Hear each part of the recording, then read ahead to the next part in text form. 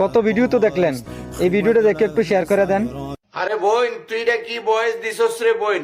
সকল নারী পুরুষের অন্তরে জায়গা করে নিছস। ভিডিওটা দেখে কথাগুলো শুনে যান কি বলছে।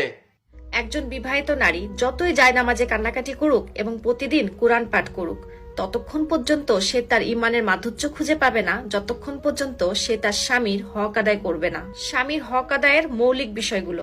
নাম্বার 1, একজন স্ত্রীর উচিত তার স্বামীর পোশাক হয়ে যাওয়া, তার ভিতরে কমতি বের না করা, তার দোষ খুঁজে বের না করা, তার নিজের পরিবারের মাধ্যমে স্বামীকে পেরেশানি না দেওয়া এবং বিরক্ত না করা। নাম্বার 2, স্বামীর উপরে অসন্তুষ্ট না হওয়া, স্বামী যা দিচ্ছে সেটাতে আলহামদুলিল্লাহ বলা, শুকরিয়া আদায় করা। নাম্বার 3, স্বামীর সামনে খারাপ ভাষা ব্যবহার না করা। যদি রেগে থাকে অথবা খারাপ মেজাজে থাকে, তাহলে শরীয়তের নির্দেশ আপনি স্বামীর সাথে সম্মান, মর্যাদা এবং ভালোবাসার সাথে তার রাগ মোকাবেলা করবেন। বিয়ের পর যে নারী তার স্বামীর ব্যাপারে যত্নশীল না, স্বামীর হক এবং অধিকারের ব্যাপারে অবহেলা করে, বিশ্বাস করেন আল্লাহ তাআলা সেই নারীকে ইমানের মাধুর্য থেকে বঞ্চিত করে দেয়। এজন্য প্রত্যেকটা নারীর উচিত বিয়ের পর তার স্বামীর হক আদায় করার চেষ্টা করা।